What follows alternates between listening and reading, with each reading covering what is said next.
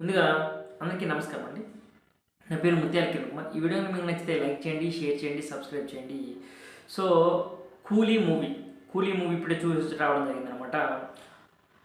అంటే మనకి లేట్‌గా రివ్యూ ఎందుకు చేస్తున్నానంటే మనకి నిన్న నేను 2 మూవీస్ బ్యాక్ టు బ్యాక్ చూడడం వల్ల ఏంటంటే మనకి టైం కుదరక మనకేదంటే ఈరోజు చేయాల్సొస్తుంది. సో, 'కూలీ' మూవీ ఎలా ఉంది? ఫస్ట్ నేను 'వార్ 2' చూసాను.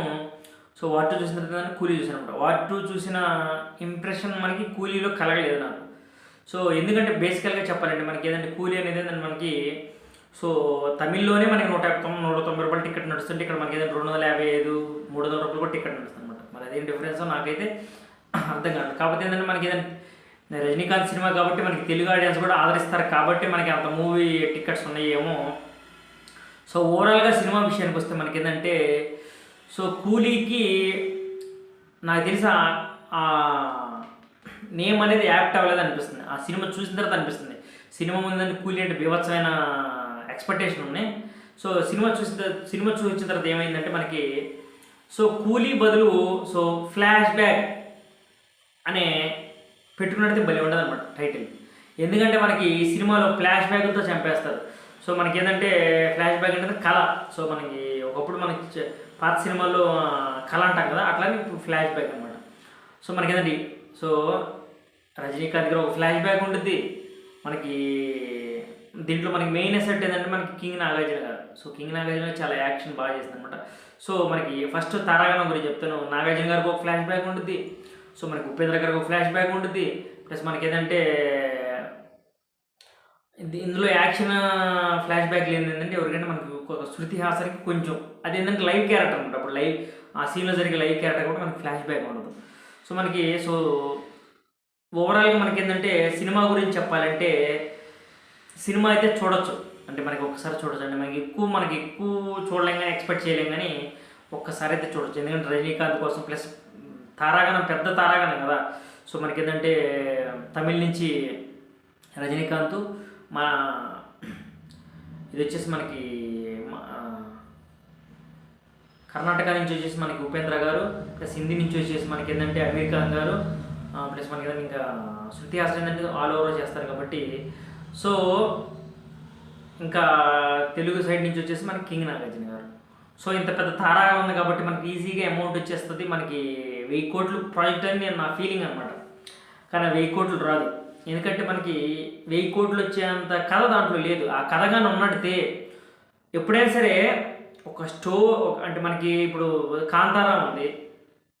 'కాంతార' అసలు వితౌట్ మినిమమ్ ఎక్స్‌పెక్టేషన్ 'కాంతార' గాని ప్లస్ మనకి ఏదైనా ఇప్పుడు మనకి రీసెంట్‌గా బీభత్సంగా హిట్ అయిన సినిమా వచ్చేసి మనకి 'మహావతార్' లక్ష్మీ నరసింహస్వామి గాని. సో ఇవన్నీ ఏంటంటే మనకి స్టోరీ డెప్త్ అనమాట. సో మనకి స్టోరీ ఎంత డెప్త్‌గా ఉంటే సినిమాలు కూడా అంత బీభత్సంగా ఉంటాయి. మనకేంటంటే స్టోరీ డెప్త్ లేకుండా సినిమాలు ఎంత పెద్ద తారాగణమైనా సరే మన హిందీ నుంచి మళ్ళీ అమితాబ్ గారు వచ్చి యాక్ట్ చేసినా సరే సో మనకి స్టోరీలో డెప్త్ లేకపోతే అంత బీభత్సంగా ఉండదు. సో మెయిన్ ఏంటంటే మనకి స్టోరీయే ప్రధాన బలం. ఇప్పుడు మనకి రాజమౌళి సినిమాలు కానీ వాటికి ఏంటంటే మనకి స్టోరీ మెయిన్ ఏంటంటే సినిమా ప్రజల్లోకి తీసుకెళ్ళాలని కానీ సినిమాకి సో మనకి అంత డబ్బులు పెట్టాలా వద్దనేది మనకి స్టోరీయే డిసైడ్ చేస్తుంది. ఆ స్టోరీయే బాగాలేకపోతే మనకి ఎంత పెద్ద తారాగణం ఉన్నా ఏమున్నా కానీ ఏం లాభం. సో దీంట్లో మెయిన్ హైలైట్స్ విషయాలు చెప్పాలనుకుంటే మనకి యాజ్ యూజువల్లీ మనకి రజనీకాంత్ గారు ఆయన ఎప్పుడు చేసే యాక్టింగే సో యాజ్ యూజువల్లీ బాగానే చేశారు. సో దీంట్లో మెయిన్ ఎసెట్ చెప్పుకోవాల్సిందంటే మనకి కింగ్ నాగార్జున గారి గురించి. సో కింగ్ నాగార్జున గారు ఈ మధ్య ఏంటంటే మనకి వయసు పెరుగుతున్న ఉంది, ఆయనకి వయసు తగ్గుతుందేమో. సో మనకి 'కుబేరాలో' మంచి క్యారెక్టర్ చేశారు. సో సిఐడి ఆఫీసర్గా. అలానే కాకుండా ఇప్పుడు ప్రజెంట్ మనకి దీంట్లో కూడా ఒక మంచి విలన్ రోల్ చేశారు. సో మనకేంటంటే కింగ్ నాగార్జున గారికి ఏంటంటే మనకి సో 'జగపతి బాబు' గారు అంతకుముందు ఫ్యామిలీ హీరో నుంచి మనకి బాలకృష్ణ బాబు సినిమా ఉంది కదా! బాలయ్య బాబు సినిమాలో మనకి ఎలా అయితే సో మనకేంటంటే 'జగపతి బాబు' గారు అంతకుముందు ఎట్లయితే ఫ్యామిలీ ఆడియన్స్‌కి బాగా కనెక్ట్ అయ్యారో సో మనకేంటంటే లెజెండ్ నుంచి సో మనకి ఎంత మాస్‌గా అయిపోయి ఆయన దిశ మారిపోయి ఇప్పుడు కొన్ని కొత్త క్యారెక్టర్స్‌ని ఆయన కోసమే రాస్తున్నారనమాట.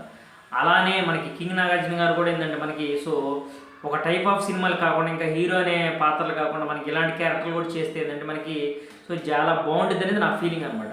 సో మనకి ఏంటంటే ఓవరాల్గా చెప్పాలంటే మనకి కింగ్ నాగార్జున గారు బాగా చేశారు. సో ఉపేంద్ర క్యారెక్టర్ బీభత్సమైన యాక్టర్ ప్లస్ దర్శకుడు కాబట్టి సో బాగుంది.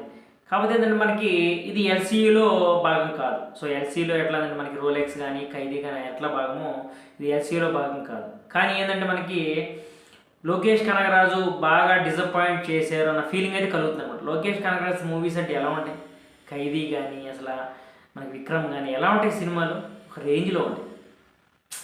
ఇది బాగా డిసప్పాయింట్ చేసి సినిమా అయితే మనకి బాగా డిసప్పాయింట్ చేసి మనకి ఆడియన్స్ కూడా ఏంటంటే మనకి సో ఎంత ఉత్సాహంగా అయితే వెళ్తారో సో ఎంత సో మనకి ఒక స్టార్స్తో పెద్ద సినిమాగా తీశారు కదా, మనకి ఒక ఇదిగా తీస్తారు కదా అన్న సంతోషంతో ఎట్లయితే వెళ్తారో అంత నిరుత్సాహంతో బయటకు వస్తారు అనమాట మేడ నుంచి. మనం పెట్టే టికెట్ డబ్బులు కూడా మనకి ఏంటంటే ఇంకా వాళ్ళని చూడడానికి ఉపయోగపడుతుంది తప్ప స్టోరీలో అంత డబ్బు లేదు. ప్రతి ఒక్కరికి ఫ్లాష్ బ్యాక్ మనకి ఎట్లా ఉంటుందంటే పాతకాలం సినిమాలో ఫ్లాష్ బ్యాక్ అన్న టైటిల్కి బాగా ఇది కూలీ కాదు, ఫ్లాష్ బ్యాక్ అనే దానికి బాగుంటుంది అనమాట. ఏంటి మనకి రజనీకాంత్ గారికి ఫ్లాష్ బ్యాక్, ఉపేంద్రకి ఫ్లాష్ బ్యాక్, ప్లస్ మనకి ఏంటంటే అమీర్ ఖాన్కి ఫ్లాష్ బ్యాక్, అందరికీ flashback. So Aamir Khan ఏంటంటే లాస్ట్లో వచ్చి కొంచెం సందడి చేశారు. సో ఆ కుక్కలు మనకి అదంతా కొంచెం బాగుంది. సో ఎక్కువ చెప్తే స్పాయిలర్ అయింది కాబట్టి సో ఓవరాల్గా సినిమా వచ్చేసి నేను ఇచ్చే రేటింగ్ వచ్చేసి మనకి ఏంటి 2.3 out of 5 అనమాట. సో సినిమా అయితే నన్ను డిసప్పాయింట్ చేసింది. సో అంత తారాగణంతో బీభత్సంగా ఉండదని వెళ్తే మన సినిమా అయితే డిసప్పాయింట్ చేసింది. So thank you so much అండి. జై హింద్, జై జవాన్, జై కిసాన్.